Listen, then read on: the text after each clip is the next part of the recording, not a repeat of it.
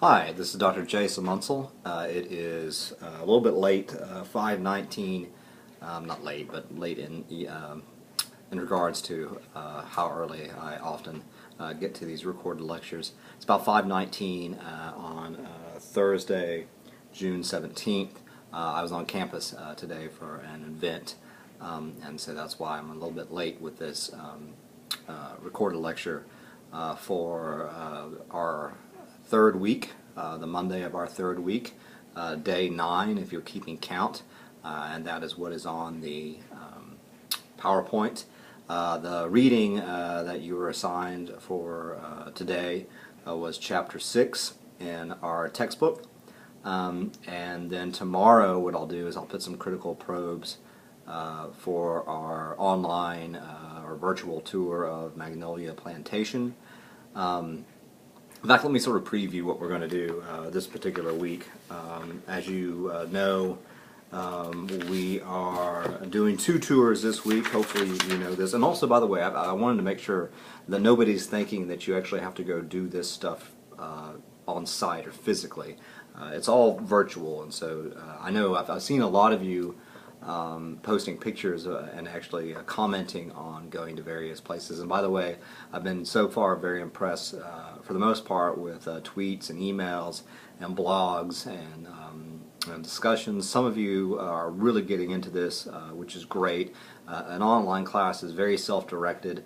It's really, I think I've said this before, you get out of it what you put into it. And the main thing that I'm really going to be strict about so far as my grading is going to be this paper. But so far, some of the stuff that I've seen, if I've seen it, if it's there, you're doing some really good work. Just keep up with stuff, because again, you don't want to be so far behind that you're trying to throw everything together the last week. And we only have 2 more weeks, so the class ends the 27th. And that, by the way, is when the paper is due. A lot of folks have asked about that. The paper is due on the 27th. And I'm also asking you to email me your topic. I've seen a lot of, 3 or 4 folks have emailed me their topics, and they're looking really interesting, and that's awesome. But I'll probably put another recorded lecture tomorrow that's going to hammer out the details for the paper. Right now, what you need to be thinking about is your topic, and that is a place, a public memory, a memory site or a memory place, much like the case studies that we have been doing in class, and also the case studies in the book. You can pick some of the stuff that we are doing in the class. You don't have to, though. You can do something that we haven't touched on. It doesn't have to be in South Carolina. It can be absolutely anywhere. So to preview the week, today, hopefully, if you're on on the road with us or on the same place, same mile marker, we are reading chapter 6 for today by Michael Bowman, about Mary, Queen of Scots' house, and then we are applying that stuff to the online tour of the Magnolia Plantation tomorrow. Then on Wednesday, what we are doing is looking at chapter 7, reading chapter 7. I'll have a PowerPoint for that, another online lecture. And chapter 7, as you might recall, is by Bernard Armada, I think, or Armada. Memory's Execution, Displacing the Dissonant Body, which I have not read yet, but that's going to be cool. It just sounds cool. Yeah. And then applying that to any sort of online stuff that we find about the Gullah tours. My great hope was that I had to do like this. There's a 2-hour bus tour in Charleston, and you know, I went down to Charleston on Thursday. I did the Fort Sumter tour on Friday, and I then reflected, and then I did the Magnolia Plantation tour on Saturday. I spent about 5 hours there, and then Sunday I was thinking about doing the Gullah stuff, but it was closed. I didn't have the. I'm so thick-headed. I didn't look at the schedule, just assuming that certainly they would have tours during the weekend. That's when people do stuff. But in any case, that was not the case. Which might say something about the nature of the tour. I don't know. And then you know, the next week is our last week, and so again, try to keep up with everything as best as you can. But let me know how I can help in any way. But just keep on, keep it on, keep traveling down that road. Okay, the second slide after the introductory slide is just a picture of the death mask. If you don't know what a death mask is, it's a mask that they put some stuff over the person when they die, and so they can. That's what apparently she looked like, Mary Queen of Scots. I really don't know anything about Mary Queen of Scots, but it doesn't really matter. If you ever watched the film Elizabeth, I think there's some stuff in there. I don't know, and I'm not Scottish, so I don't have this big fascination with her. But in any case, it's sort of about death in a way. There's a lot of little things about death. And that's Finnegan is itchy and scratchy. But there's a lot of interesting things I think about the sort of the blurring of life and death and past and present and everything like that. That's sort of interesting with all this stuff. Okay, so first, one of the things I was going to actually I thought about juxtaposing the death mask with Hush, Finn. It's just a walker. It's just a walker. I'm giving a lecture here. Come on.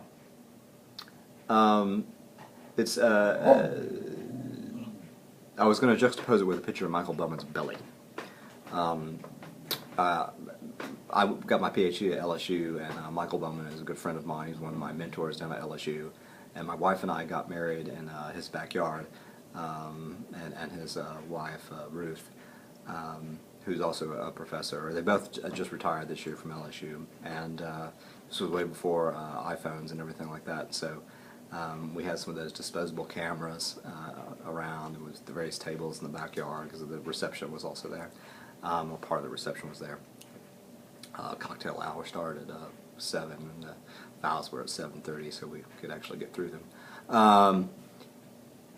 But we had these little disposable cameras everywhere, and so a couple of kids who are now old, well not old, the Flanagan boys stole all the cameras, and so our wedding pictures are from the vantage point of 2 small boys, and so we get pictures of doorknobs and one picture of Michael Bowman's belly. So in any case, Michael's a good friend of mine, and this is what I think is a really pretty interesting chapter. The slide after the death mask is really just what this chapter is about. Is trying to understand sort of Mary, Queen of Scots, as an historical celebrity, particularly in Scotland. And I was trying to make in my own head this relationship to what would be maybe similar in the States, maybe Washington or Lincoln or something like that, where we have a fascination with an historical figure. I think particularly now Lincoln with the movie and everything like that. There's a lot of stuff there. But basically what he does is, in order to study in part this sort of fascination with this historical figure, is to study, as a case study, the Mary Queen of Scots house, which he just cites in the book as MQSH, in Jedburgh, I guess that's how you say it, Scotland. I have actually been to Scotland before, but I never went to this particular place. And again, you know, one of the things I'm trying to make, again, is some sort of connection, so maybe we could understand what it might mean if we were Scottish and doing this stuff. And it's sort of like if we were to be interested in Lincoln and going to these places, you know, where Lincoln stayed, like right before he got shot or all this stuff. You know, they have the Ford's Theater that you can go to.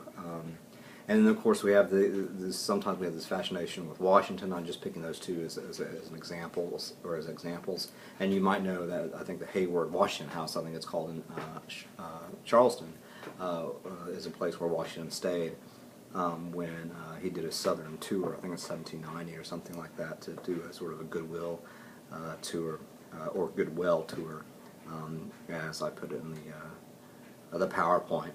Is that a goodwill? Goodwill? Well? Yes. The well is well. The water is cold. But I decided that we should really I think it'd be interesting, particularly when we get to the stuff about what this really is about, applying it to the Magnolia Plantation, or MP. So basically, Michael's main function statements, or the function of his essay, he starts on page 192.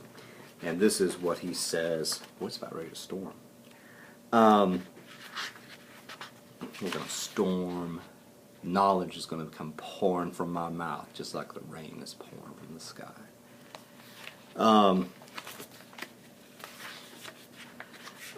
So on page 192, second paragraph, he says, in this essay I explore what power of fascination directs people's imaginations and travel itineraries through the sites associated with Mary Queen of Scots.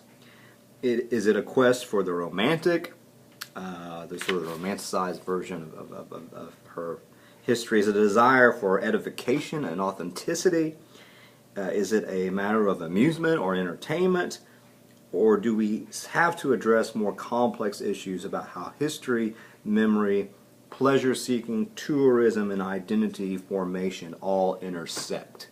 So that, in part, is what he's after. And I know that gets sort of complicated, but you'll sort of understand what he's trying to do here once we sort of get into more of the conceptual things.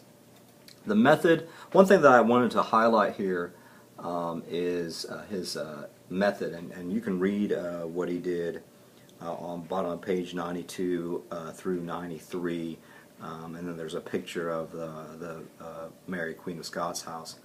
But he did 2 different field studies in July 2005 and September 2006. So, you know, it takes a lot of hard work to do this type of stuff. You have to go to multiple tours of things. You have to interview people. I just, as I was going through the process of all this stuff this weekend, it's tiring. So to be a scholar of the rhetoric of tourism, or the scholar of places like this, it does take a lot of hard work. But it's sort of interesting to think about that, because it's good, valid, and valuable, I think, research. And the idea of how we construct public memory, I think, is a really important facet of communication studies and the humanities in general. And then that second thing, again, it can be expensive and tiring. I mean, you got to stay at hotels, you got to buy all this stuff. So yeah, it's tough stuff. But I'm not asking you to do that for your own paper. Really, you could just do some online stuff. So I'm not asking you to travel to Scotland for 2 weeks to write your paper. But just knowing that real published stuff like this takes a lot of work like that. Something to think about. Okay, Michael Bowman from LSU found that death mask. He was pretty interested. That is the third slide here. No, hold on a second. I've already covered that. Slide 5 is where we are on. And here are some important concepts that we're going to be dealing with. And one of the things is this larger idea of heritage tourism that we really haven't talked about. I guess maybe all of the stuff that we have been doing is heritage tourism. But particularly Fort Sumter, but all these places that are places that try to educate people about past events or people in the past, as opposed to other places, maybe like an art museum or something like that, that isn't, you know, targeted that way. That's what we're sort of thinking about. Magnolia Plantation, I would say, is a heritage place. Fort Sumter is a heritage place. I would say everything that I have you doing is sort of a heritage thing, as opposed to like adventure. Though that I would say that's also a place of public memory. It depends, but in any case, so authenticity is the information you're getting authentic? Is the experience you're getting authentic? Is this real? As opposed to no, this is just fake. This isn't real. This is a mirage. So that's one thing. Commodification is another thing. Are they just trying to rope people in to come to these little places to make money? Is it just more entertainment? Is it Disneyland? That's another sort of a thing to think about. And then his idea, the approach of looking at place, and I have